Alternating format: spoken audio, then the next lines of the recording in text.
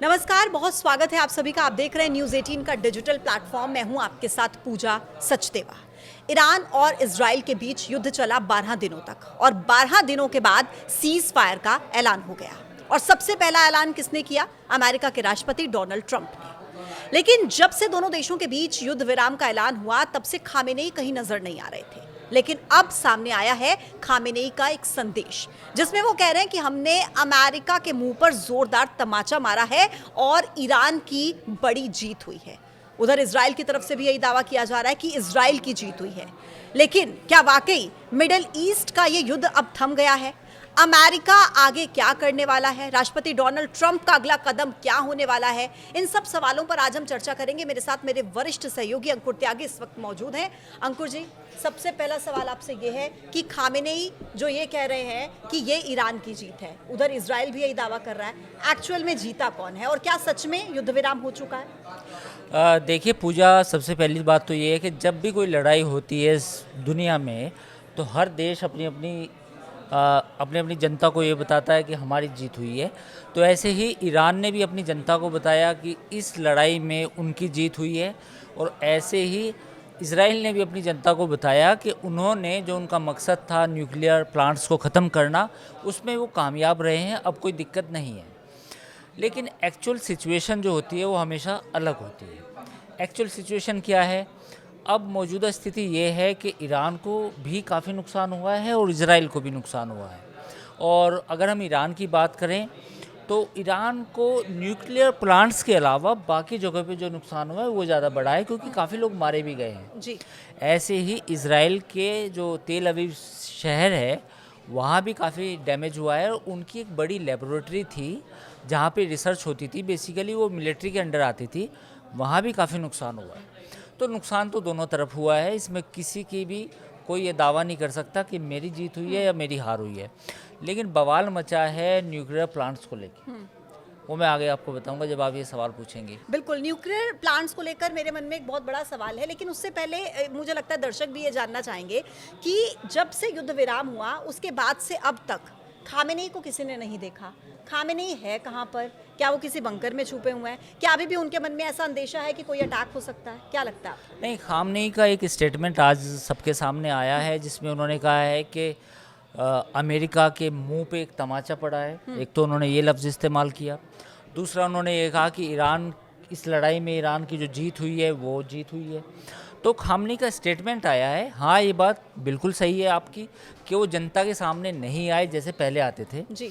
But देखना होगा कि अगले एक हफ्ते या 2 हफ्ते में वो शायद जनता के सामने आए, ईरान के लोगों के सामने आए।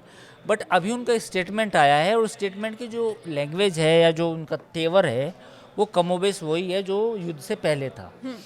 तो तेवर में कोई बदलाव नहीं हुआ। तो उस तेवर को देख के ये नहीं कहा जा सकता कि भाई उनके रुख में कोई नरमी आई हो अमेरिका के प्रति या इजराइल के प्रति।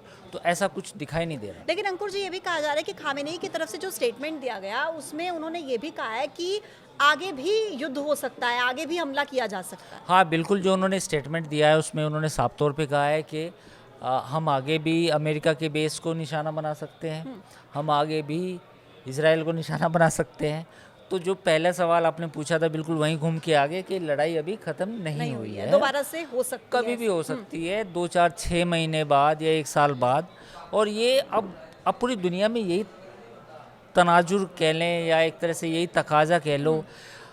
मतलब रूस यूक्रेन की लड़ाई ख़त्म नहीं हुई, ऑपरेशन सिंदूर भी अभी जारी है।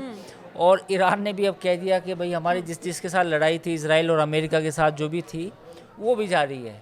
तो मतलब सब कुछ जारी है, अभी सब कुछ चल रहा है। हाँ, पूरी लेकिन दुनिया अब में। अगर मैं अमेरिका के राष्ट्रपति डोनाल्ड ट्रंप की यहाँ पर बात करूँ, उनको बीच में लेकर आऊँ, देखिए जब से सेकेंड इनिंग्स स्टार्ट हुई है डोनाल्ड ट्रंप की, बहुत अनप्रिडिक्टेबल से नजर आते हैं। उन्होंने पहले क्या किया कि परमाणु स्थानों पर निशाना बनाया ईरान के, फिर उसके बाद खुद ही वो युद्ध विराम का भी ऐलान कर देते हैं। क्या चाहते हैं ट्रंप? क्या लगता है आपको? देखिए, ट्रंप को हम पहले भी अपने वीडियो में बता चुके हैं, ट्रंप को समझना बहुत मुश्किल है। उनको कुछ लोग अलग अलग संज्ञा भी दे रहे हैं, हम उन संज्ञा पर नहीं जाएंगे, उन नाउन्स पे नहीं जाएंगे। डोनाल्ड ट्रंप बेसिकली, लेकिन डोनाल्ड ट्रंप एक चीज़ है कि वो हर चीज़ को व्यापार के तौर पर देखते हैं। उनकी एक किताब है जो उन्होंने डील पे लिखी है कि how to make a deal, वो उस किताब में उन्होंने कहा था कि पहले आदमी को इतना परेशान कर दो कि फिर वो आपसे डील कर ले। तो मुझे लगता है कि शायद वो उसी सिद्धांत पे काम कर रहे हैं कि पहले आदमी को परेशान कर दो कि वो आपकी बात मान ले। तो ईरान के साथ भी उन्होंने यही किया, पहले उसे पहले परेशान किया, अब अटैक हुआ, अब फिर कभी तारीफ़ कर देते हैं कि ईरान ने बहुत अच्छी लड़ाई लड़ी, और कभी वो फिर वही कह देते हैं कि अगर भविष्य में भी ज़रूरत पड़ी तो अटैक हो सकते हैं, साथ ही जो ईरान पे जो प्रतिबंध लगाए गए हैं उनको नहीं हटाया जाएगा। तो ये भी एक बड़ी बात है। तो ट्रम्प को समझना मुश्किल ही नहीं, नामुमकिन है, लेकिन एक चीज़ समझिए कि ट्रम्प को मालूम है कि वो क्या कर रहे हैं, क्योंकि वो बैक ऑफ द माइंड वो चलता रहता है। वो दूसरों को एक डायरेक्शन लेस करने के लिए, हिंदी में एक शब्द होता है दिग्भ्रमित, यानी कि वो डायरेक्शन लेस करने के लिए ये गोटियां फेंकते हैं, और जो उसमें फंस जाता है फिर वो उस तरह करते हैं। देखिए, ईरान वाले मसले में आपको मैं एक समझाऊं एक बात, कि उन्होंने फुल फ्लेज लड़ाई नहीं लड़ी अमेरिका ने, बट उसने अपने ऑब्जेक्टिव पूरे करे, है ना, ईरान में। तो ट्रम्प ने बहुत स्मार्टली मूव करा, यहाँ इनकी तारीफ़ है। अगर ट्रम्प की जगह कोई और अमेरिका का राष्ट्रपति होता तो वो एक लंबी लड़ाई में फंस जाता।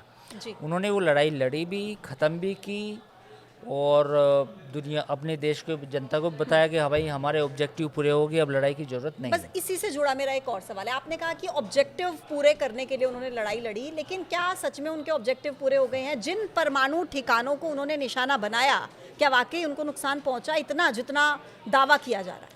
देखिए, इसमें दो चीज़ें हैं, इसमें समझना हमें ये होगा कि इज़राइल का कहना ये है कि जो नुकसान पहुंचा है फोर्दो या नतांज को, वो काफ़ी सेवियर है, यानी कि बड़ा है। अमेरिका का भी कहना ये है, पर एक इंटेलिजेंस की रिपोर्ट आई है अमेरिका में जो लीक हो गई बेसिकली, उसमें ये दावा किया गया है कि जो लीकेज, जो डैमेज है वो इतना बड़ा नहीं है कि वो इट टुक टाइम 5 ईयर और 10 ईयर, वो 6 महीने में भी पूरा हो सकता है। तो अगर ऐसा है तो ये चिंता की बात है, क्योंकि अगर 6 महीने बाद फिर ईरान उसी स्थिति में पहुंच गया एटम बम बनाने की, तो फिर या परमाणु हथियार बनाने की, तो फिर तो पूरा गेम पे चेंज हो गया। तो इस पे जो है अमेरिका में एक बवाल मचा हुआ है, एक बवंडर मचा हुआ है कि एक्चुअल क्या है। तो इसमें पूजा एक्चुअल ये है कि डैमेज तो हुआ है, लेकिन इज़राइल ने ये भी दावा किया है कि हमारी ग्राउंड फोर्सेस वहाँ पे थी, हमारी जो इंटेलिजेंस थी उसने बाद में जाके देखा भी, एसेस भी किया।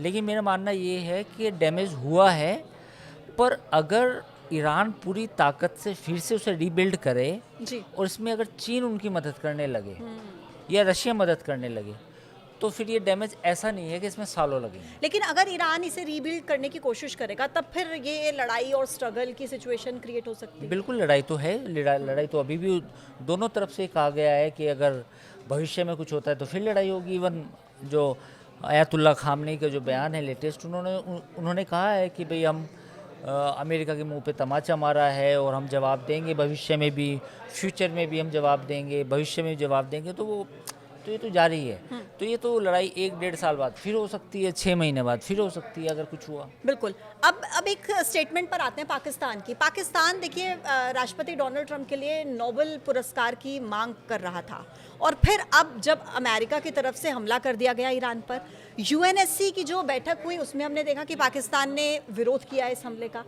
इस पर आप क्या कहेंगे?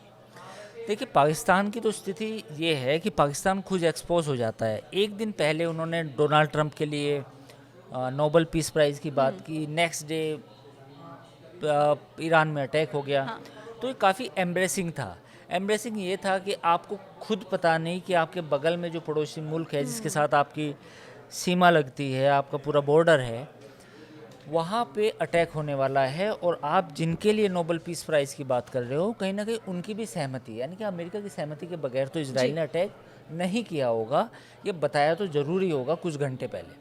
तो पाकिस्तान की जो स्थिति है वो काफ़ी बेहद ही, मतलब एक ऐसे मुल्क की बन चुकी है अनफॉर्चुनेटली, कि जो दुनिया के सामने बार बार अपनी मजाक उड़वा लेता है ना। उसको यही नहीं पता कि बेसिकली लॉन्ग टर्म में जो डिप्लोमेसी होती है वो कैसे होती है, और एज ए कंट्री आपको कैसे अपने इंटरेस्ट सर्व करने होते हैं। वो जहाँ भी जाते हैं वो सिर्फ शॉर्ट टर्म गेंस देखते हैं कि मेरा ये फ़ायदा हो जाए, यहाँ से हमें पैसे मिल जाएं या कुछ हो जाए। वो एज ए कंट्री कभी अपने आप को, या जो वहाँ के लीडर हैं, अब आसिम मुनीर को देखिए, वो अमेरिका के राष्ट्रपति डोनाल्ड ट्रंप से मिल रहे हैं, उनकी क्या पोजीशन है? वो बेसिकली आर्मी चीफ हैं, he is not the head of the state. Head of the state कौन होता? Prime minister. देखिए प्राइम मिनिस्टर कहाँ है? वो इस्लामाबाद में है। और आसिम मुनीर कहाँ है? वाशिंगटन डीसी में है।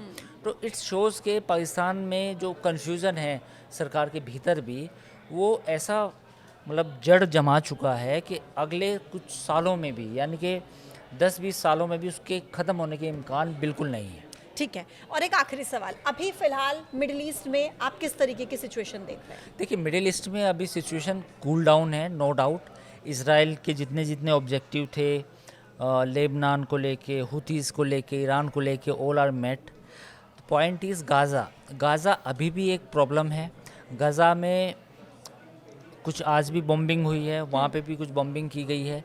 तो वहाँ पे ये मसला गाज़ा का जल्दी सॉल्व हो तो उसके बाद चीज़ें बेहतर की तरफ बढ़ सकती हैं। ठीक है, चलिए बहुत बहुत धन्यवाद अंकुर जी आपका। Thank और आज के इस पॉडकास्ट में इतना ही, फिर होगी मुलाकात एक नए वीडियो के साथ। कैसा लगा आपको कमेंट बॉक्स में ज़रूर बताइएगा, लाइक कीजिएगा, शेयर कीजिएगा। देखते रहिए न्यूज़ 18। नमस्कार।